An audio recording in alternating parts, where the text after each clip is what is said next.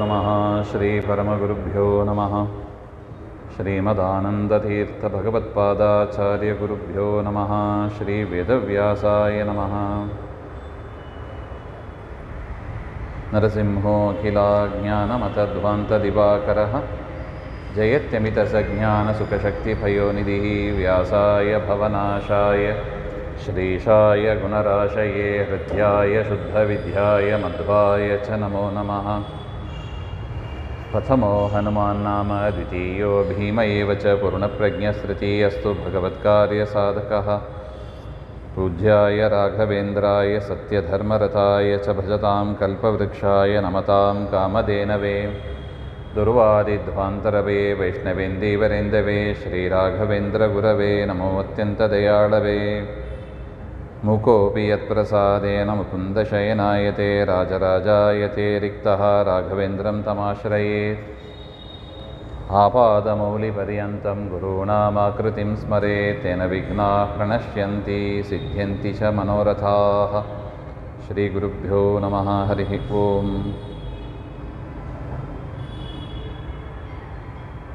ಶ್ರೀಪಾದರಾಜರ ಉತ್ತರಾರಾಧನಾ ಮಹೋತ್ಸವದಲ್ಲಿ ನಾವು ಸೇರಿದ್ದೀವಿ. ಅವರನ್ನು ಕುರಿತಾಗಿ ಎರಡು ಮಾತುಗಳನ್ನು ಹೇಳಬೇಕು ಅಂತ ಕೇಳಿದ್ದಾರೆ. ಅವರ ಬಗ್ಗೆ ನೋಡುವುದಾದರೆ, ತಮ್ಮಂದೇ ನರಸಿಂಹತೀರ್ಥ ನಿಲಯಂ ಶ್ರೀವ್ಯಾಸರಾಟ್ ಪೂಜಿತಂ ಧ್ಯಾಯಂತಂ ಮನಸಾ ನೃಸಿಂಹಚರಣಂ ಶ್ರೀಪಾದರಾಜಂ ಗುರುಂ, ಹಾಗೆ ಅಂತ. ಇವರ ಗುರುಗಳು ಸ್ವರ್ಣವರ್ಣ ತೀರ್ಥರು, ಹಾಗೆ ಅಂತ. ಅವರ ವೃಂದಾವನ ಶ್ರೀರಂಗದಲ್ಲಿ ಇದೆ.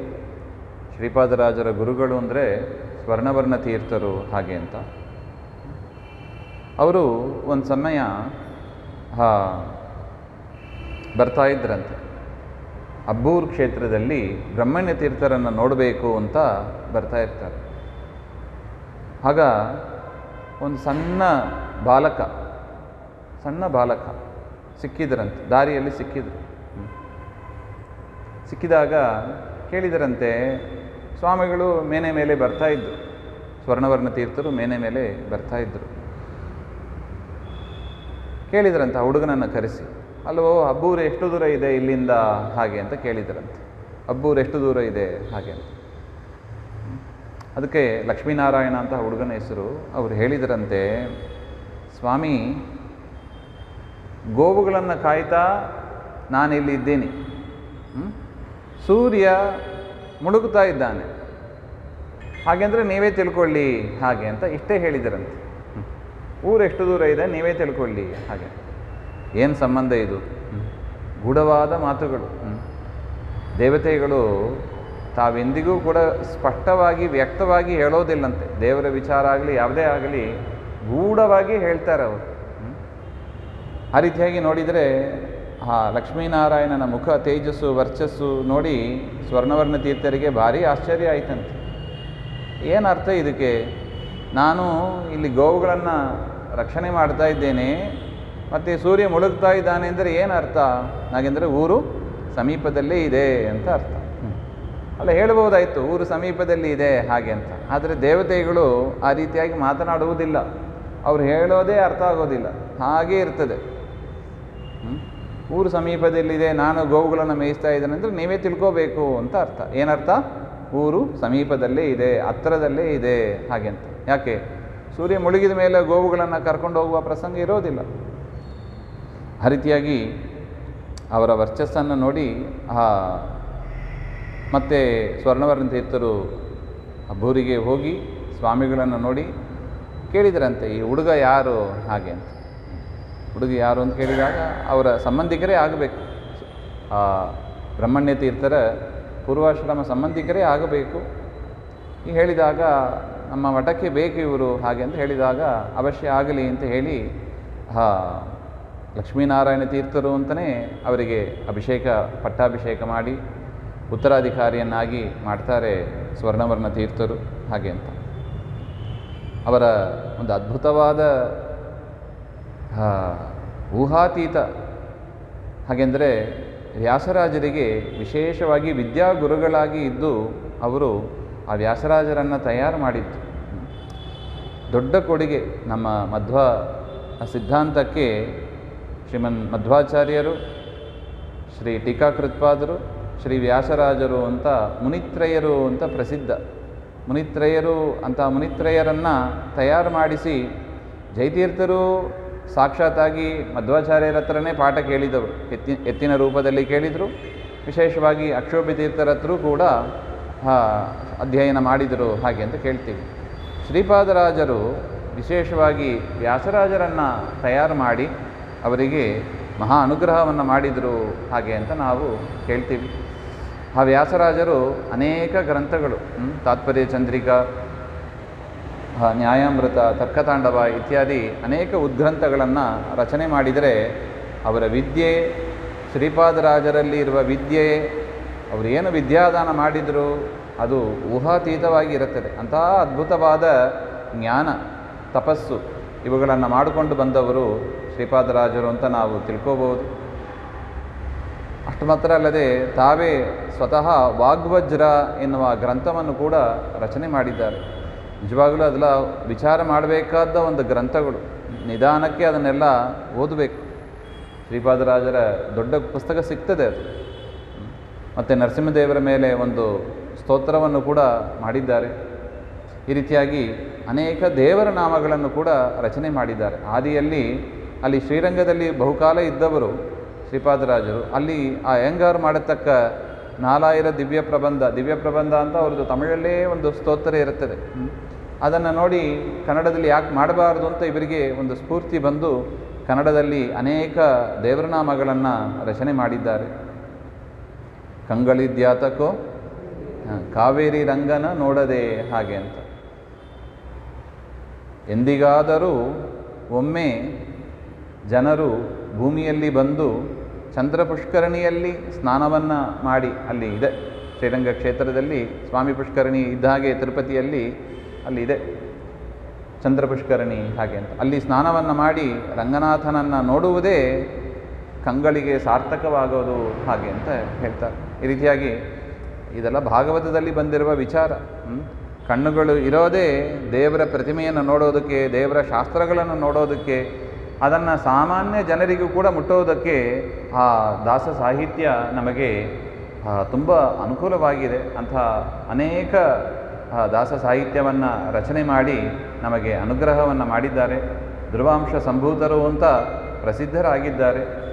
ಅಂಥ ಮಹನೀಯರ ಸ್ಮರಣೆಯನ್ನು ಮಾಡ್ತಾ ಇವತ್ತಿನ ಪ್ರವಚನ ಶ್ರೀಮದ್ ಭಾಗವತ ಕುಂತಿ ಸ್ತೋತ್ರ.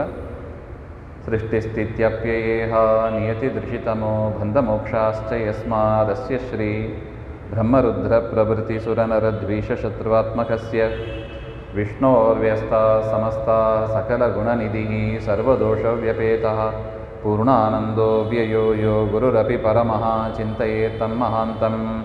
ಓಂ ಜನ್ಮಾದ್ಯಸ್ಯ ಯತೋನ್ಮಯಾದಿತರತಶ್ಚಾರ್ಥೇಷ್ವಭಿಜ್ಞಸ್ವರಾಟ್ ತೇನೇ ಬ್ರಹ್ಮಹೃದಾಯ ಆದಿಕವಯೇ ಮುಹ್ಯಂತಿ ಯಂ ಸೂರಯಃ.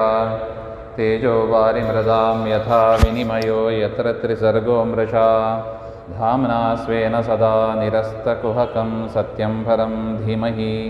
ನಾರಾಯಣಂ ನಮಸ್ಕೃತ್ಯ ನರಂ ಚೈವ ನರೋತ್ತಮಂ ದೇವೀಂ ಸರಸ್ವತೀಂ ವ್ಯಾಸಂ ತತೋ ಗ್ರಂಥಮುದೀರಯೇ.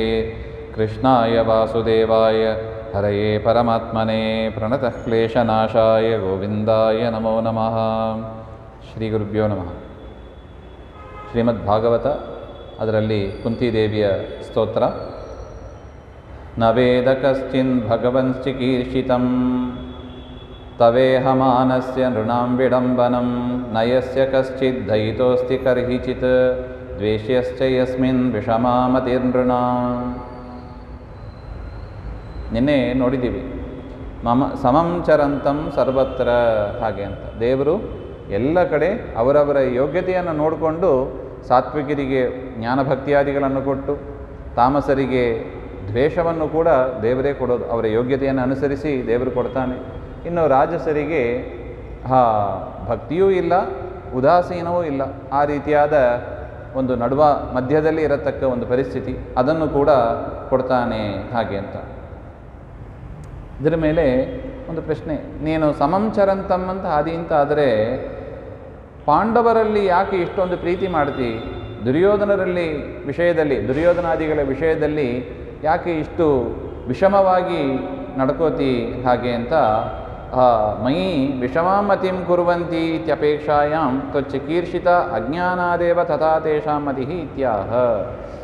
ಇದರ ಮೇಲೆ ಪ್ರಶ್ನೆ ಬಂದರೆ ಸಾಮಾನ್ಯ ಜನರಿಗೆ ಈ ಪ್ರಶ್ನೆ ಬರುವುದುಂಟು. ಸಜ್ಜನರಿಗೆ ಯಾಕೆ ಇಷ್ಟೊಂದು ಕಷ್ಟ ಬರುತ್ತದೆ ಹಾಗೆ ಅಂತ ಒಂದು ಪ್ರಶ್ನೆ ಬರುತ್ತದೆ. ದೇವರು ಯಾಕೆ ಹಿಂಗೆ ಮಾಡ್ತಾನೆ ಹಾಗೆ ಅಂದರೆ, ಇದು ನಮ್ಮಲ್ಲಿರತಕ್ಕ ಒಂದು ಅಜ್ಞಾನವೇ ಕಾರಣ ಅಂತ ಕುಂತಿದೇವಿ ಹೇಳ್ತಾರೆ. ತ್ವಚ್ಚಿಕೀರ್ಷಿತ ಅಜ್ಞಾನಾದೇವ, ನೀನು ಯಾತಕ್ಕೆ ಮಾಡ್ತಿ, ಅದರ ಜ್ಞಾನವೇ ನಮಗಿಲ್ಲ. ಈ ರೀತಿಯಾಗಿ ನಾವು 3 ಜೀವರಾಶಿಗಳಿದ್ದಾರೆ, ಅವರಿಗೆ 3 ವಿಧವಾದ ಗುರಿ, ಡೆಸ್ಟಿನೇಷನ್ ಅಂತ ಏನು ಹೇಳ್ತೀವಿ, ಅದನ್ನು ತಲುಪಬೇಕಾಗಿದೆ. ಅದ್ರಿಗೆ ತಕ್ಕಂತೆ ಬೇಕಾಗಿರುವ ವಾತಾವರಣಗಳು, ಘಟನೆಗಳು, ಜ್ಞಾನ ಅಜ್ಞಾನಗಳು ಎಲ್ಲವನ್ನೂ ದೇವರು ಕೊಡ್ತಾನೆ ಅಂತ ಅದು ಏನು ಬಿಗ್ ಪಿಕ್ಚರ್ ಅಂತ ಹೇಳ್ತಾರೆ ನೋಡಿ. ಸ್ವಲ್ಪ ಮೇಲೆ ಹೋಗಿ ನೋಡಿದರೆ ದೇವರು ಯಾಕೆ ಹಿಂಗೆ ಮಾಡ್ತಾನೆ ಹಾಗೆಂಬ ಅದು ನಮಗೂ ಅರ್ಥ ಆಗ್ತದೆ. ಆದರೆ ಅದು ಗೊತ್ತಿಲ್ಲದೆ ಹೋಗಿಬಿಟ್ರೆ ದೇವರು ಯಾಕೆ ಹಿಂಗೆ ಮಾಡ್ತಾನೆ ಅಂತ ಅರ್ಥನೇ ಆಗೋದಿಲ್ಲ.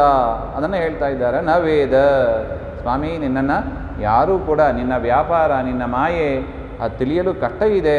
ಕಸ್ಮಿಂಶ್ಚಿತ್ ಭಗವನ್ ಚಿಕೀರ್ಷಿತಂ, ನೀನು ಏನು ಮಾಡಲಿಕ್ಕೆ ಇಷ್ಟಪಡ್ತಿ, ನೀ ಏನು ಮಾಡಲಿಕ್ಕೆ ಇಚ್ಛೆ ಪಡ್ತಿ ಅದನ್ನು ತಿಳಿಯೋದು ಕಷ್ಟ ಇದೆ ಹಾಗೆ ಅಂತ ಹೇಳ್ತಾ ಇದ್ದಾರೆ. ತವೇಹ ಮಾನಸ್ಯ ನೃಣಾಂ ವಿಡಂಬನಂ, ನೀನು ನೋಡಿದರೆ ಮನುಷ್ಯರಂತೆ ಕಾಣಿಸ್ತಾ ಇದ್ದಿ, ಮನುಷ್ಯರಂತೆ ನಡ್ಕೋತಾ ಇದ್ದಿ. ಅದು ದೇವರಿಟ್ಟಿರುವ ಒಂದು ನಿಯಮ. ಅದು ತಾನು ಯಾಕೆ ಹಂಗೆ ಮಾಡ್ತಾನೆ ಹಾಗೆಂದರೆ, ತನ್ನ ಜ್ಞಾನ, ತನ್ನ ಸ್ವರೂಪ, ಇದನ್ನು ತಾನಾಗಲಿ ದೇವತೆಗಳಾಗಲಿ ಭೂಮಿಯಲ್ಲಿ ಅವತಾರ ಮಾಡುವಾಗ ಅದನ್ನು ತೋರಿಸಿ ಕೊಡಬಾರದು. ನಮ್ಮಲ್ಲಿರತಕ್ಕ ಜ್ಞಾನ, ನಮ್ಮಲ್ಲಿರತಕ್ಕ ಸಾಮರ್ಥ್ಯ, ಅದನ್ನು ದೇವತೆಗಳು ಭೂಮಿಯಲ್ಲಿ ಬಂದಾಗ ತೋರಿಸಿ ಕೊಡಬಾರ್ದು ಎನ್ನುವ ಪಾಠವನ್ನು ದೇವರು ತಾನು ಮಾಡಿ ತೋರಿಸಿಕೊಡ್ತಾ ಇದ್ದಾನೆ. ದೇವರು ಮಾತೂ ಆಡ್ತಾನೆ, ಬಾಯಿ ಮೂಲಕ ಉಪದೇಶವೂ ಮಾಡ್ತಾನೆ, ಕರ್ಮದಲ್ಲೂ ಕೂಡ ಮಾಡಿ ತೋರಿಸ್ತಾನೆ. ಪ್ರಾಕ್ಟಿಕಲ್ ಆಗಿ ತಾನು ಮಾಡಿಯೂ ತೋರಿಸ್ತಾನೆ. ಇದು ದೇವರ ವೈಶಿಷ್ಟ್ಯ. ಬೆಸ್ಟ್ ಟೀಚರ್ ಏನು ಮಾಡ್ತಾರೆ, ಒಳ್ಳೆಯ ಅಧ್ಯಾಪಕರು ಏನು ಮಾಡ್ತಾರೆ, ತಾವು ಪಾಠವನ್ನು ಹೇಳ್ತಾರೆ, ಹೇಳಿದ ರೀತಿಯಲ್ಲಿ ತಾವು ನಡ್ಕೊಂಡು ತೋರಿಸ್ತಾರೆ. ಕೃಷ್ಣ ಹೇಳಿದಂಗೆ ನಡ್ಕೊಂಡು ತೋರಿಸ್ತಾರೆ ಹಾಗೆ ಅಂತ. ಅದರಿಂದ ಈ ಮನುಷ್ಯರಂತೆ ನೀನು ಅನುಕರಣೆ ಮಾಡುವುದರಿಂದ ಸಾಮಾನ್ಯ ಜನರು ನಿನ್ನನ್ನು ತಿರೀಲಿಕ್ಕೆ ಸಾಧ್ಯ ಇಲ್ಲ.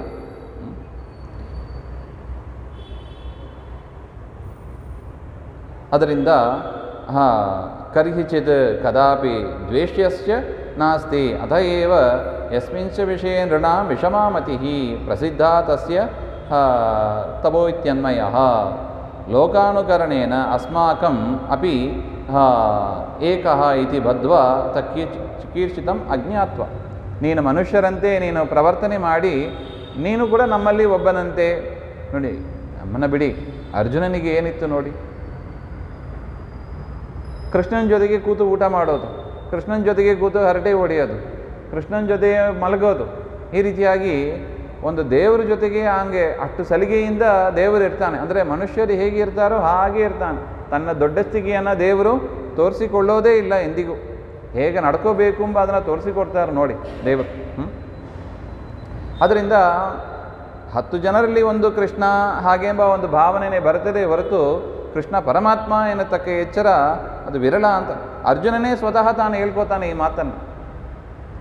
ಭಗವದ್ಗೀತೆ ಓದಿ ವಿಶ್ವರೂಪ ಓದಿದ ಮೇಲೆ ಅವನಿಗೆ ಆ ಥರ ಒಂದು ಚಿಂತನೆ ಬಂದೋಯ್ತು. ಏನು ಕೃಷ್ಣ, ನಿನ್ನ ಜೊತೆಗೆ ಗೆಳೆಯನಂತೆ ನಾನು ಊಟ ಮಾಡ್ತಾ ಇದ್ದೆ, ಮಾತಾಡ್ತಾ ಕೂತಿದ್ದೆ, ನೀನು ನೋಡಿದರೆ ಇಷ್ಟು ದೊಡ್ಡ ವ್ಯಕ್ತಿಯಾಗಿದ್ದಿ ಹಾಗೆ ಅಂತ ಅನಿಸ್ಬಿಡ್ತು ಅವನಿಗೆ. ಆಶ್ಚರ್ಯ ಆಯಿತು ಅವನಿಗೆ. ಆ ರೀತಿಯಾಗಿ ನಿನ್ನಲ್ಲಿ ಇರತಕ್ಕ ಈ ವ್ಯಾಪಾರವನ್ನು ಅರಿತುಕೊಳ್ಳೋದು ಕಷ್ಟ ಇದೆ ಹಾಗೆ ಅಂತ ಕುಂತಿದೇವಿ ಹೇಳ್ತಾಳೆ. ಜನ್ಮಕರ್ಮ ಚ ವಿಶ್ವಾತ್ಮನ್ ಅಜಸ್ಯ ಅಕರ್ತುರಾತ್ಮನಃ ತಿರ್ಯಂ ನೃ ಪಶು ಯಾದಸ್ಸು ತದತ್ಯಂತ ವಿಡಂಬನಂ. ಅದನ್ನೇ ಎಕ್ಸ್ಪ್ಲೈನ್ ಮಾಡ್ತಾ ಇದ್ದಾರೆ.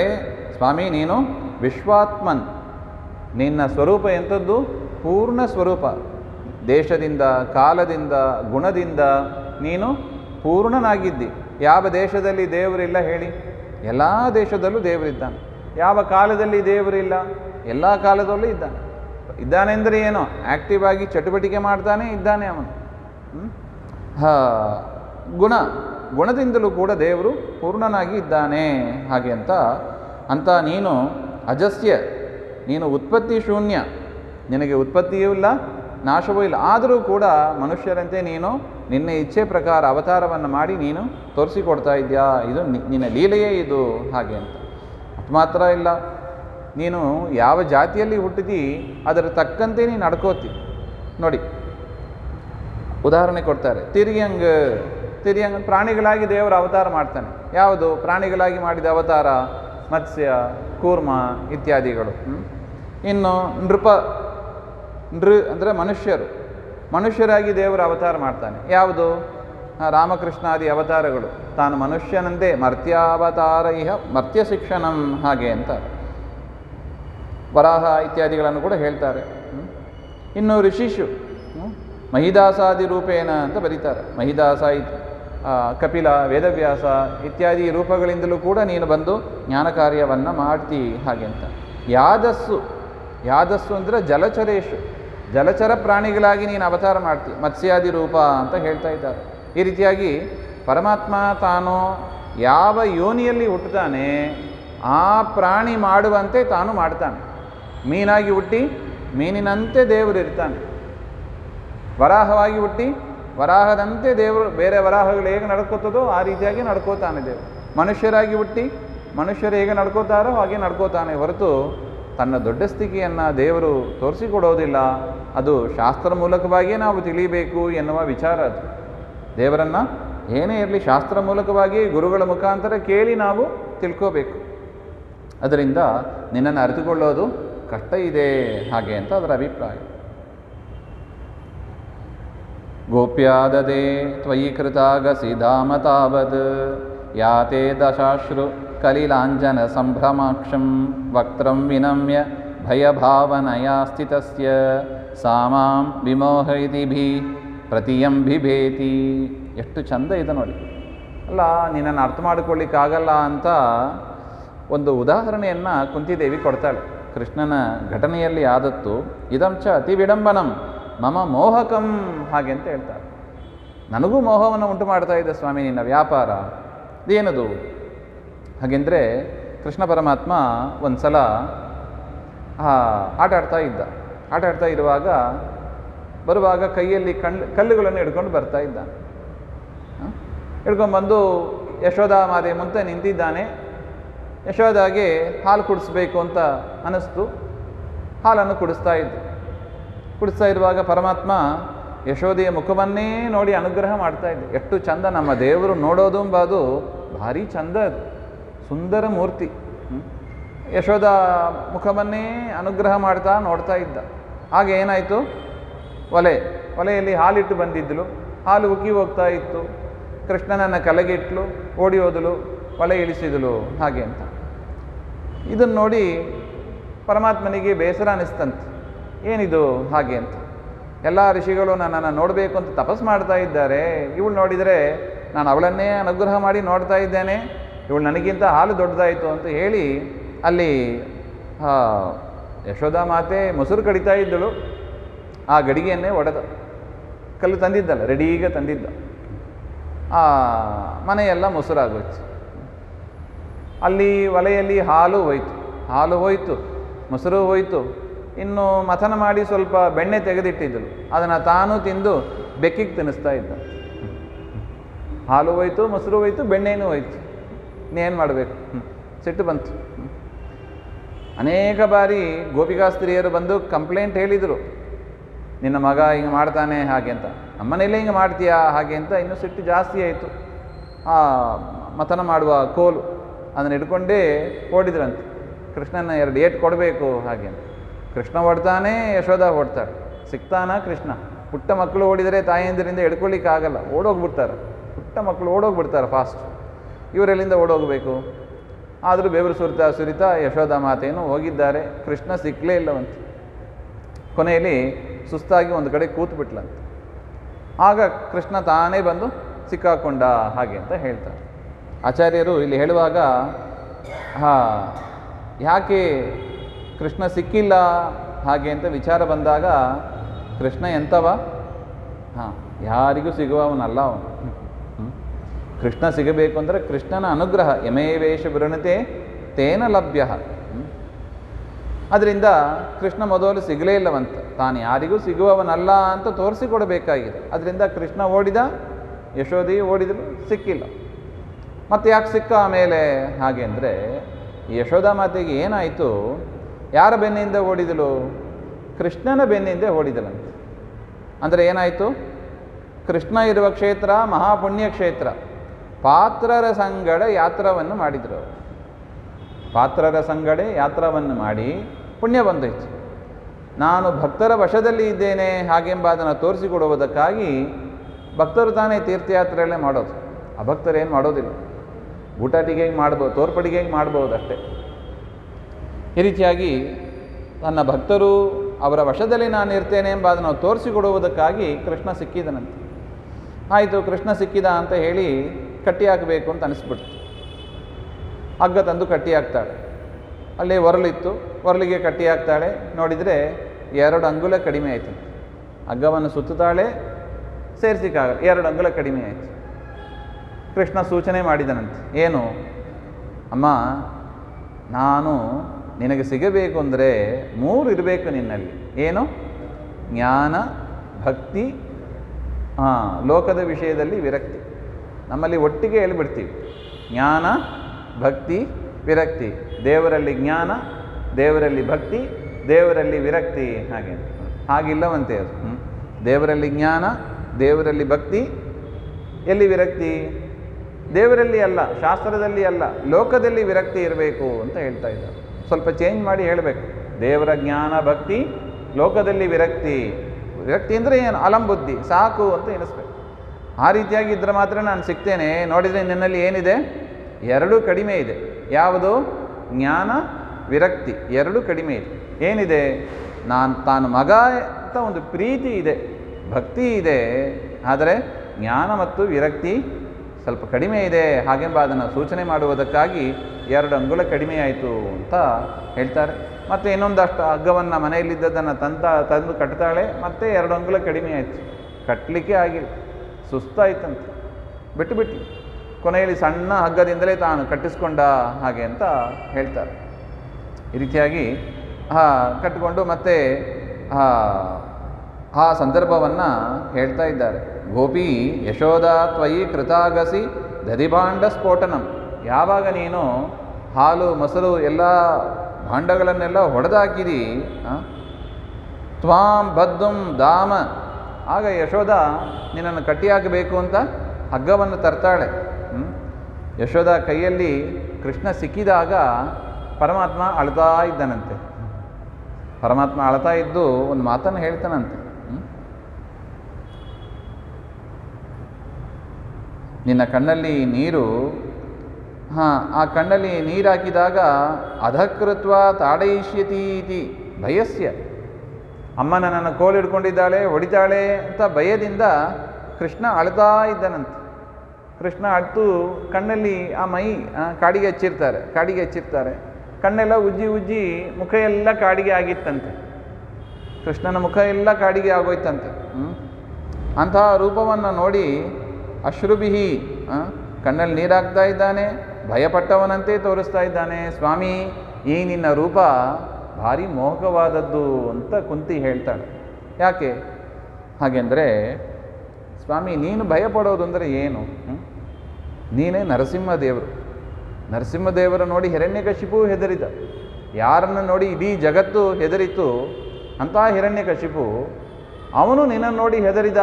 ಹಾಗೆ ಅಂತ ಆದ ಮೇಲೆ ನೀನು ಯಶೋಧಾ ಮಾತೆಯನ್ನು ನೋಡಿ ಹೆದರ್ತಿ. ಹಾಗೆ ಅಂದರೆ ಎಷ್ಟು ಮೋಹಕ ಕೃಷ್ಣ ಇದು.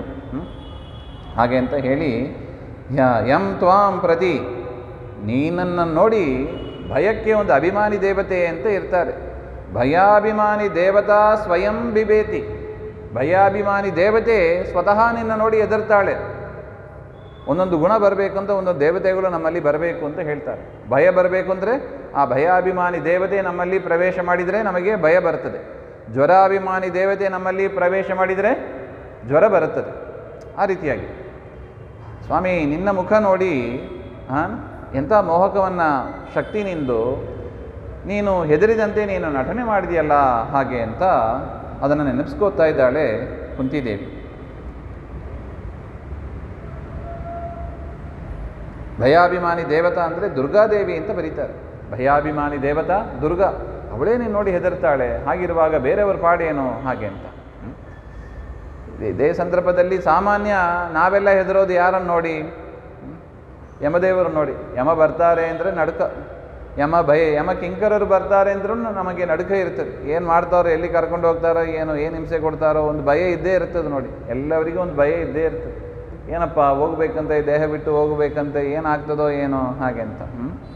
ಅಂಥ ಯಮದೇವರೇ ಯುಧಿಷ್ಠಿರನಾಗಿ, ಜಾಂಬವಂತನಾಗಿ, ವಿದುರನಾಗಿ ಏನು ಮಾಡಿದರು? ಕೃಷ್ಣನ ಸೇವೆಯನ್ನೇ ಮಾಡಿದರು.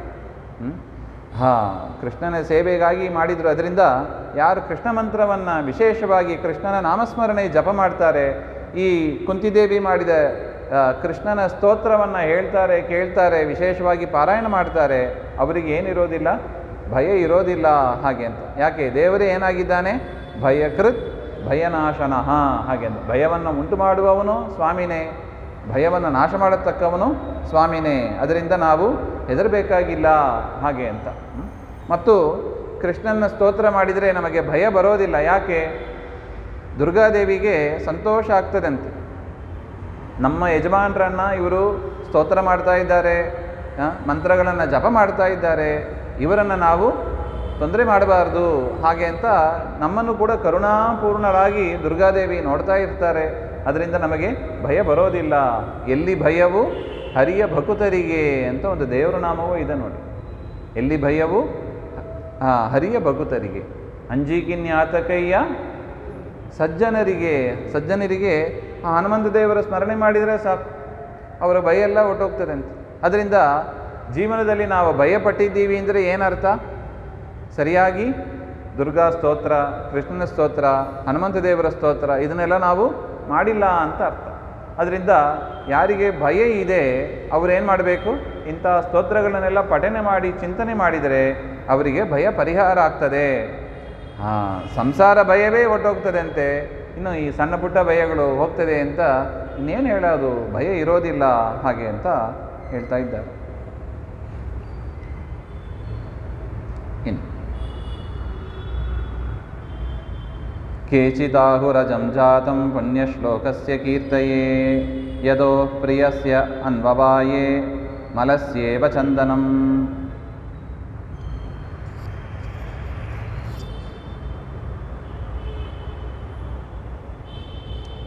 ನೀನು ಮನುಷ್ಯರಾಗಿ ನೀನು ಅವತಾರ ಮಾಡಿರ್ತಿ. ಕೃಷ್ಣಾವತಾರ ಮನುಷ್ಯರಂತೆ ಆದದ್ದು. ಅದರಿಂದ ನಿನ್ನ ಚಟಿಬಟಿಗೆ ನೀ ಏನು ಮಾಡಬೇಕು ಅಂತ ಇಚ್ಛೆ ಪಡ್ತಿ ನಮಗೆ ಅರ್ಥನೇ ಆಗೋದಿಲ್ಲ. ಇದ್ದಕ್ಕಿದ್ದಾಗಿ ನೋಡಿ, ಸ್ವಲ್ಪ ಗೋಪಾಲರ ದೃಷ್ಟಿಯಿಂದ ನೋಡಿ, 7 ದಿವಸ ಅಹೋರಾತ್ರಿ ಮಳೆ, ಏನಂತ ಚಿಂತನೆ ಮಾಡೋದು? ದೇವರು ಯಾಕೆ ಮಾಡ್ತಾನೆ ಹಾಗೆ ಅಂತ ಯಾರಿಗೆ ಗೊತ್ತು? ದೇವರಿಗೆ ಗೊತ್ತು, ಇಂದ್ರನಿಗೂ ಗೊತ್ತಿಲ್ಲ. ಮಳೆ ಸುರಿಸಿದ್ದು ಯಾರು? ಇಂದ್ರ. ಸಾಂವರ್ತಕ ಗಣ ಅಂತ ಒಂದು ಮೋಡಗದ ಒಂದು ಗುಂಪು, ಅವರನ್ನು ಕರೆಸಿ ಆಜ್ಞೆ ಮಾಡಿದ್ದು ಯಾರಿಗೂ? ದೇವಲೋಕದ ಕಾರ್ಯ ಯಾರಿಗೆ ಗೊತ್ತಾಗ್ತದೆ? ಯಾರಿಗೂ ಗೊತ್ತಾಗಲ್ಲ. ಮಾಡಿದಾಗ ಗೋಪಾಲರು ಏನು ಅರ್ಥ ಆಗಬೇಕು? ಏನೋ ಮಳೆ ಬರ್ತಾ ಇದೆ ಅಷ್ಟೆ, ಯಾರಿಗೂ ಅರ್ಥ ಆಗೋದಿಲ್ಲ. ಆದರೆ ನಿನ್ನ ಅವತಾರ ಪ್ರಯೋಜನವನ್ನು ಜ್ಞಾನಿಗಳು ಕೊಂಡಾಡ್ತಾ ಇರ್ತಾರೆ ಹಾಗೆ ಅಂತ ಹೇಳ್ತಾ ಇದ್ದಾರೆ. ನಿನ್ನನ್ನು ಜ್ಞಾನಿಗಳು ಏನಂತ ಕೊಂಡಾಡ್ತಾರೆ? ಕೇಜಿದಾಹು ಅಜಂ ಹಾಗೆ ಅಂತ. ನಿನಗೆ ಅಜಂ, ಅಜ ಅಂದರೆ ಏನು? ಜ ಅಂದರೆ ಹುಟ್ಟೋದು, ಅಜ ಅಂದರೆ ಹುಟ್ಟು ಇಲ್ಲದವ ಹಾಗೆ ಅಂತ. ದೇವರಿಗೆ ಹುಟ್ಟು ಇಲ್ಲವಾ? ಕೌಸಲ್ಯ ದೇವಿಯಲ್ಲಿ ಹುಟ್ಟಿದ್ದು, ದೇವಕಿಯಲ್ಲಿ ಹುಟ್ಟಿದ್ದು ಹಾಗೆ ಅಂತ ಹೇಳಿದರೆ ಹುಟ್ಟು ಅಲ್ಲವಾ ಅಂತ ಕೇಳಿದರೆ ಹುಟ್ಟು ಅಲ್ಲ ಅಂತಾರೆ. ಇದು ಮತ್ತು ಅಜ ಅಂದರೆ ಏನು ಹಾಗೆ ಅಂದರೆ ದೇವರು ಕಾಣಿಸ್ಕೊಂಡ ಅಂತ ಅಷ್ಟೇ ಅರ್ಥ. ದೇವರು ಏನಾಗಿದ್ದಾನೆ? ಈಶಾವಾಸ್ಯಂ, ಎಲ್ಲ ಕಡೆ ತುಂಬಿದ್ದಾನೆ. ತತ್ಸೃಷ್ಟ್ವಾ ತದೇವಾನುಪ್ರಾವಿಶತ್, ಸೃಷ್ಟಿ ಮಾಡಿ ಆದಿ ಕಾಲದಿಂದಲೂ ಎಲ್ಲದರ ಒಳಗೂ ತಾನು ಪರಮಾತ್ಮ ಇದ್ದಾನೆ. ಅದರಿಂದ ಅವನು ಹೊಸದಾಗಿ ಹುಟ್ಟಬೇಕಾಗಿಲ್ಲ. ಎಲ್ಲ ಕಾಲದಲ್ಲೂ ಎಲ್ಲದರಲ್ಲೂ ಈಗಲೂ ನೋಡಿದ್ದೀವಿ ನಾವು, ಎಲ್ಲ ದೇಶದಲ್ಲೂ ಎಲ್ಲ ಕಾಲದಲ್ಲೂ ದೇವರು ಪೂರ್ಣನಾಗಿ ಇದ್ದಾರೆ. ಅದರಿಂದ ದೇವರನ್ನ ಹುಟ್ಟು ಇಲ್ಲದವ ಅಂತ ಹೇಳ್ತಾರೆ. ಈ ರೀತಿಯಾಗಿ ನಾವು ಚಿಂತನೆ ಮಾಡಿದರೆ ನಮಗೇನಾಗ್ತದೆ? ದೇವರು ಅಜ ಅಂತ ಚಿಂತನೆ ಮಾಡಿದರೆ ನಮಗೇನು ಲಾಭ? ನಮಗೂ ಹುಟ್ಟು ಬರೋದಿಲ್ಲ. ಅದರಿಂದ ಆ ಚಿಂತನೆಯನ್ನು ಮತ್ತೆ ಮತ್ತೆ ಮಾಡಿ ಅಂತ ಹೇಳ್ತಾರೆ. ದೇವರನ್ನು ಹೇಗೆ ಉಪಾಸನೆ ಮಾಡ್ತೀವೋ ದೇವರು ನಮ್ಮನ್ನು ಆ ರೀತಿಯಾಗಿ ಅನುಗ್ರಹ ಮಾಡ್ತಾನೆ. ಅಜಂ ಮತ್ತು ಜಾತಂ ಹಾಗೆ ಅಂತ ಬರೀತಾರೆ. ಜಾತಂ ಪುಣ್ಯಶ್ಲೋಕಸ್ಯ ಕೀರ್ತಯೇ. ಯಾಕೆ ಮತ್ತೆ ಪರಮಾತ್ಮ ಜಾತಂ, ಜಾತಂ ಅಂದರೆ ಏನು? ಅಭಿವ್ಯಕ್ತನಾಗ್ತಾನೆ, ತೋರ್ಕೋತಾನೆ ತನ್ನನ್ನು. ಯಾಕೆ? ಪುಣ್ಯಶ್ಲೋಕಸ್ಯ ಕೀರ್ತಯೇ. ಪುಣ್ಯಶ್ಲೋಕ ಅಂದರೆ ಪ್ರಿಯರಾದ ಯದೋಹೋ ಅನ್ವಯೇ ವಂಶೇ ಹಾಗೆ ಅಂತ ಅವರಿಗೆ ಒಂದು ಕೀರ್ತಿಯನ್ನು ಕೊಡಬೇಕಾಗಿದೆ. ಯದುರಾಜನಿಗೆ ಒಂದು ಕೀರ್ತಿಯನ್ನು ಕೊಡಬೇಕಾಗಿದೆ, ಚಂದ್ರನಿಗೆ ಒಂದು ಕೀರ್ತಿಯನ್ನು ಕೊಡಬೇಕಾಗಿದೆ. ಅದರಿಂದ ಪರಮಾತ್ಮ ಏನು ಮಾಡಿದ್ದಾನೆ? ಚಂದ್ರ ವಂಶದಲ್ಲಿ, ಯಾದವರ ಯದುರಾಜನ ವಂಶದಲ್ಲಿ ದೇವರು ತಾನು ಅವತಾರ ಮಾಡ್ತಾನೆ. ಹೊರತು ದೇವರಿಗೆ ಇದರಿಂದ ಯದುವಂಶದಲ್ಲಿ ಹುಟ್ಟಿದ್ದರಿಂದ ದೇವರಿಗೆ ಏನಾಯಿತು? ಯಾವ ವಂಶದಲ್ಲಿ ಹುಟ್ಟಿದರೂ ಕೂಡ ಅಧರ್ಮ ಮಾಡುವವರನ್ನು ಸಂಹಾರ ಮಾಡುವವನೇ. ಅಲ್ಲ, ಹೇಗೆ ಹೇಳ್ತೀರಾ? ನಮಗೆ ಅರ್ಥ ಆಗೋದಿಲ್ಲ ಇದು. ಇನ್ನು ಸೂರ್ಯವಂಶದಲ್ಲಿ ರಾಮ ಬಂದ, ಅದು ಯಾರಿಗೆ ಹೆಮ್ಮೆ ಆಯಿತು? ರಾಮನಿಗೆ ಅಲ್ಲ, ಸೂರ್ಯನಿಗೆ ಹೆಮ್ಮೆ ಆಯಿತು. ನಮ್ಮ ವಂಶದಲ್ಲಿ ದೇವರು ಬಂದಾನೆ ಹಾಗೆ ಅಂತ. ಆದರೆ ನರಸಿಂಹದೇವರು ನೋಡಿ ಯಾವ ವಂಶದಲ್ಲಿ ಬಂದರು? ಕಂಬದಿಂದ ಬಂದರು ಅಷ್ಟೆ. ಹೌದಲ್ಲ? ನಾನು ಅವತಾರ ಮಾಡೋದಕ್ಕೆ ಯಾವ ಸ್ತ್ರೀ ಪುರುಷರು ಕೂಡ ಬೇಡ ಅಂತ ತೋರಿಸಿಕೊಟ್ಟ ರೂಪ ಅದು ನರಸಿಂಹ ರೂಪ. ಸ್ತ್ರೀ ಪುರುಷರ ಸಂಯೋಗದಿಂದ ನಾನು ಹುಟ್ಟುವವನಲ್ಲ. ಆ ಅಸುರ ಜನರು ಆ ರೀತಿಯಾಗಿ ತಿಳಿತಾರೆ. ದಶರಥ ಕೌಸಲ್ಯಲ್ಲಿ ಹುಟ್ಟಿದ, ವಸುದೇವ ದೇವಕಿಯಲ್ಲಿ ಹುಟ್ಟಿದ, ನರಸಿಂಹದೇವರು ಎಲ್ಲಿಂದ ಹುಟ್ಟಿದರು? ವಾದಿರಾಜ ಸ್ವಾಮಿಗಳು ಪ್ರಶ್ನೆ ಮಾಡ್ತಾರೆ, ನರಸಿಂಹದೇವರು ಎಲ್ಲಿಂದ ಹುಟ್ಟಿದರಪ್ಪ? ಆ ಕಂಬನೇ ತಾಯಿ, ಕಂಬವೇ ತಂದೆ ಅಷ್ಟೆ. ಅದೇ ಥರ ಈ ದಶರಥ ಕೌಸಲ್ಯ ವಸುದೇವ ದೇವಕಿ ಎಲ್ಲ ಯಾರಿದ್ದಾಗೆ? ಕಂಬ ಇದ್ದಾಗೆ ಅಷ್ಟೆ. ಪರಮಾತ್ಮನಿಗೆ ಯಾರ ಅಪೇಕ್ಷೆಯೂ ಇಲ್ಲ. ಸ್ವರಮಣ ಅಂತ ಹೇಳ್ತಾರೆ. ಜಾತಂ ಪುಣ್ಯಶ್ಲೋಕಸ್ಯ ಕೀರ್ತಯೇ. ಪುಣ್ಯವಂತರಿಗೆ ಕೀರ್ತಿ ಕೊಡುವುದಕ್ಕಾಗಿ ಹಾಗೆ ಅಂತ ಹೇಳ್ತಾರೆ. ಯದೋಹೋ ಪ್ರಿಯಸ್ಯ ಅನ್ವವಾಯೇ ಮಲಯಸ್ಯೈವ ಚಂದನಂ. ಒಂದು ಉದಾಹರಣೆ ಕೊಡ್ತಾರೆ, ಎಷ್ಟು ಕಾವ್ಯ ಸೊಗಸಾಗಿದೆ ನೋಡಿ. ಚಂದನದ ಮರ ಅದು ಎಲ್ಲಿ ಬೆಳೀತದೆ? ಪರ್ವತದಲ್ಲಿ ಬೆಳೀತದಂತೆ. ಮಲೆಯ ಪರ್ವತ ಇನ್ನೂ ವಿಶೇಷ. ಮಲೆಯ ಪರ್ವತ ಯಾವುದಕ್ಕೆ ಪ್ರಸಿದ್ಧ? ಚಂದನಕ್ಕೆ ಪ್ರಸಿದ್ಧ. ಈ ರೀತಿಯಾಗಿ ಮಲೆಯ ಪರ್ವತದಿಂದ ಚಂದನಕ್ಕೂ ಪ್ರಸಿದ್ಧಿ, ಚಂದನದಿಂದ ಮಲೆಯ ಪರ್ವತಕ್ಕೂ ಹಾಗೆ ಅಂತ ನೋಡಿದರೆ ಚಂದನದಿಂದ ಮಲೆಯ ಪರ್ವತಕ್ಕೆ ಪ್ರಸಿದ್ಧಿ. ಹೌದಲ್ಲ?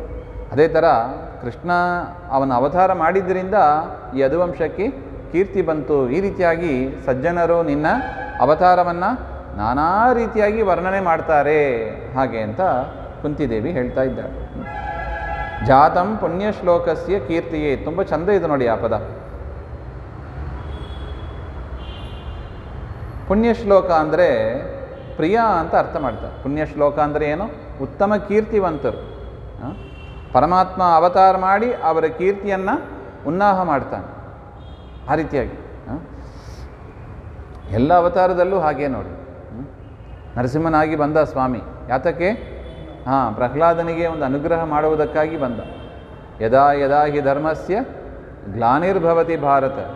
ಯಾವಾಗ ಅಧರ್ಮಕ್ಕೆ ಹಾನಿ ಆಗ್ತದೋ ಆ ಧರ್ಮವನ್ನು ಎತ್ತಿ ಹಿಡಿಯುವುದಕ್ಕಾಗಿ ಸ್ವತಃ ನಾನೇ ಬರ್ತೀನಿ ಅಥವಾ ಪ್ರಚಂಡ ವ್ಯಕ್ತಿಗಳನ್ನು ನಾನು ಕಳಿಸ್ತೇನೆ ಹಾಗೆ ಅಂತ ದೇವರ ದೃಢವಾದ ಸಂಕಲ್ಪ.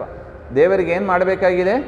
ಧರ್ಮದ ರಕ್ಷಣೆ ಆಗಬೇಕಾಗಿದೆ, ಜ್ಞಾನದ ರಕ್ಷಣೆ ಆಗಬೇಕಾಗಿದೆ. ಅದಕ್ಕಾಗಿ ಏನು ಬೇಕಾದ್ರೂ ಮಾಡಲು ದೇವರು ಸಿದ್ಧನಾಗಿರ್ತಾನೆ ಹಾಗೆಂಬ ಒಂದು ವಿಚಾರವೂ ಕೂಡ ಇಲ್ಲಿ ಸೂಚಿತವಾಗಿದೆ.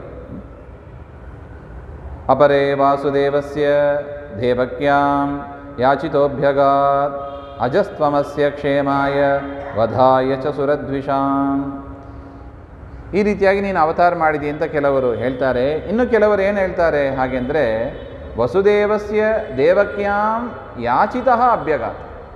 ಮೊದಲನವರು ಏನು ಹೇಳಿದರು? ಯದುರಾಜನಿಗೆ ಚಂದ್ರನಿಗೆ ಕೀರ್ತಿಯನ್ನು ಕೊಡುವುದಕ್ಕಾಗಿ ನೀನು ಕೃಷ್ಣನಾಗಿ ಅವತಾರ ಮಾಡಿದಿ ಅಂತ. ಕೃಷ್ಣನ ಅವತಾರದ ಪ್ರಯೋಜನ ಏನು? ಯದುವಂಶಕ್ಕೆ ಕೀರ್ತಿ ಕೊಡೋದಕ್ಕೆ, ಚಂದ್ರನಿಗೆ ಕೀರ್ತಿ ಕೊಡೋದಕ್ಕೆ ಹಾಗೆ ಅಂತ ಕೆಲವರು ಹೇಳ್ತಾರೆ. ಇನ್ನು ಕೆಲವರು ಏನು ಹೇಳ್ತಾರೆ, ಸ್ವಾಮಿ ವಸುದೇವ ದೇವಕಿಯರು ತಪಸ್ಸನ್ನು ಮಾಡಿದರು. ವಸುದೇವ ದೇವಕಿಯರು ಅವರ ಮೂಲ ರೂಪ ಯಾವುದು? ಕಶ್ಯಪ ಮತ್ತು ಅದಿತಿ. ಕಶ್ಯಪ ಅದಿತಿಯಾಗಿರುವಾಗ ಸ್ವಾಮಿ ನಿನ್ನನ್ನು ತಪಸ್ಸು ಮಾಡಿದರು. ಅದರಿಂದ ನೀನು ಅವರಲ್ಲಿ ಅವತಾರ ಮಾಡಿ ಅವರನ್ನು ಅನುಗ್ರಹ ಮಾಡುವುದಕ್ಕಾಗಿ, ಯದ್ಯಪಿ ನೀನು ಎಂಥವ ಅಜಹ, ಅವರ ಯಾಚನೆಯನ್ನು ಮನ್ನಿಸಿ ನೀನು ಇಲ್ಲಿ ಪ್ರಕಟನಾಗಿದ್ದಿ ಹಾಗೆ ಅಂತ. ಅಸ್ಯ ಕ್ಷೇಮಾಯ ವಧಾಯ ಚ ಸುರದ್ವಿಷಾಂ, ನೀನು ಅವತಾರ ಮಾಡಿ ಸಜ್ಜನರಿಗೆ ಕ್ಷೇಮವನ್ನು ಉಂಟು ಮಾಡಿ ದುಷ್ಟ ಜನರ ಸಂಹಾರ ಮಾಡುವುದಕ್ಕಾಗಿ ನೀನು ಅವತಾರ ಮಾಡಿದಿ.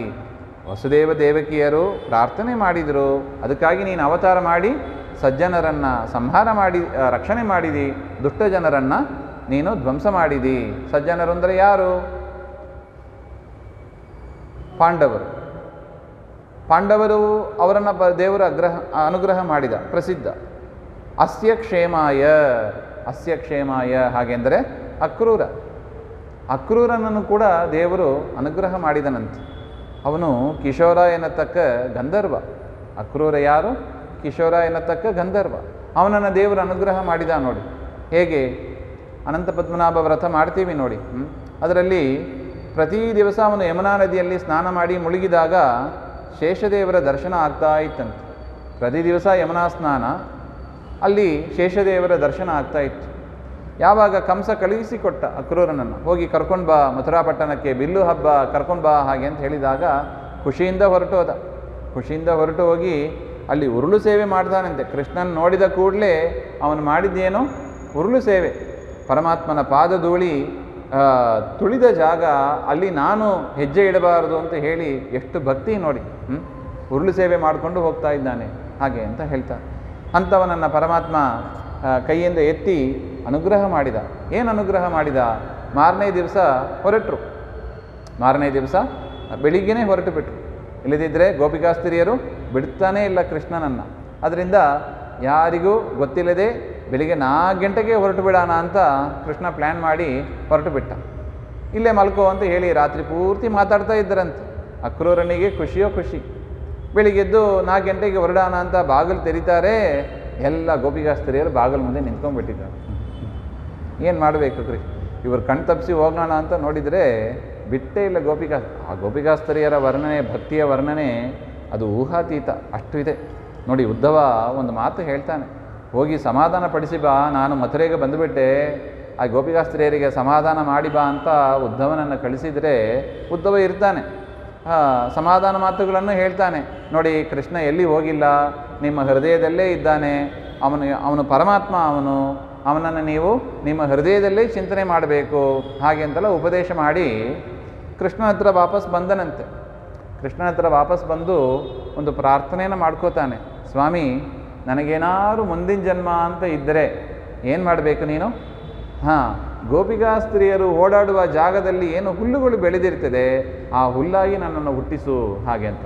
ಅವರ ಪಾದ ಧೂಳಿ ನನ್ನ ಮೇಲೆ ಬೀಳಲಿ, ನಾನು ಪುನೀತನಾಗ್ತಾನೆ ಹಾಗೆ ಅಂತ. ಅಂದರೆ ಒಬ್ಬೊಬ್ಬರು ಹೋಗಿ ಹೇಗೆ ಪರೀಕ್ಷೆ ಮಾಡಿ ಬಂದು ಕೃಷ್ಣನ ಹತ್ರ ಹೇಳ್ತಾರೆ ನೋಡಿ. ಗೋಪಿಕಾಸ್ತ್ರೀಯರ ಭಕ್ತಿ ಅಪಾರವಾದದ್ದು.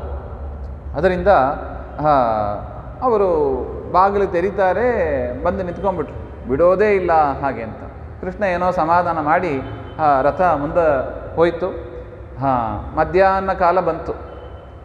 ರಥದಲ್ಲಿ ಕೃಷ್ಣ ಬಲರಾಮ ಇದ್ದಾರೆ, ಅಕ್ರೂರ ಇದ್ದಾನೆ. ರಥವನ್ನು ಓಡಿಸ್ಕೊಂಡು ಬಂದು ಮಧ್ಯಾಹ್ನ ಕಾಲ ಆಯಿತು. ನಿಲ್ಲಿಸಿದ. ಯಾಕೆ? ಕೃಷ್ಣ ಕೇಳ್ತಾನೆ, ಯಾಕಪ್ಪ ನಿಲ್ಲಿಸಿಬಿಟ್ಟು ಮಥುರಾ ಬಂತ ಹಾಗೆ? ಇಲ್ಲ ಸ್ವಾಮಿ, ಯಮುನಾ ನದಿ ಇದೆ, ಸಂಧ್ಯಾಕಾಲ ಆಯಿತು, ಸಂಧ್ಯಾವಂದನೆ ಮಾಡೋಣ ಹಾಗೆ ಅಂತ. ಬಿಟ್ಟಿಲ್ಲ ನೋಡಿ. ನಮ್ಮ ವಿಹಿತ ಕುರುವನ್ನೇವೇಹ ಕರ್ಮಾಣಿ ಕುರುಭುಂಕ್ಷ್ವಜ ಕರ್ಮ ನಿಜಂ ನಿಯತಂ ಹಾಗೆ. ಪಕ್ಕದಲ್ಲೇ ದೇವರಿದ್ದಾನೆ, ಆದರೂ ಕೂಡ ಏನು ಮಾಡಿಲ್ಲ ಅವನು? ತನ್ನ ವಿಹಿತ ಕರ್ಮ ಅದನ್ನು ಬಿಟ್ಟಿಲ್ಲ ನೋಡಿ. ಇದು ಭಾಗವತ ನಮಗೆ ತಿಳಿಸಿಕೊಡುವ ಒಂದು ಪಾಠ. ದೇವರೇ ಪಕ್ಕದಲ್ಲಿ ಇರಲಿ, ನಾವೇನು ಮಾಡಬೇಕು? ನಮ್ಮ ವಿಹಿತ ಕರ್ಮವನ್ನು ಮಾಡಬೇಕು. ಇದು ಅನೇಕ ಕಡೆ ನಾವು ಕಾಣ್ತೀವಿ. ಇನ್ನೊಂದು ಭಾಗವತದಲ್ಲೇ ಉಲ್ಲೇಖ ಇದೆ. ಈ ಕಪಿಲ ನಾಮಕ ಪರಮಾತ್ಮ ತಾನು ಅವತಾರ ಮಾಡ್ತಾನೆ. ಯಾರಲ್ಲಿ? ಕರ್ದಮ, ದೇವಹೂತಿ ಅವರ ದಾಂಪತ್ಯದಲ್ಲಿ ಪರಮಾತ್ಮ ಅವತಾರ ಮಾಡ್ತಾನೆ. ಈ ಕರ್ದಮ ಪ್ರಜಾಪತಿ ಪರಮಾತ್ಮ ಮನೆಯಲ್ಲಿ ಹುಟ್ಟಿದ್ದಾನೆ, ಇನ್ನೇನಂದು ಕೃತಕೃತ್ಯ ಅಂತ ಭಾವಿಸಿಕೊಂಡು ಅಲ್ಲೇ ಇರ್ಬೋದು, ಪರಮಾತ್ಮನ ಸೇವೆ ಮಾಡಿಕೊಂಡು. ಪರಮಾತ್ಮ ಹುಟ್ಟಿದ ಕೂಡಲೇ ಏನು ಮಾಡಿಬಿಟ್ರು? ಸನ್ಯಾಸ ತಗೊಂಡು ಕಾಡಿಗೆ ಹೊಟ್ಟೋಗ್ಬಿಟ್ರು.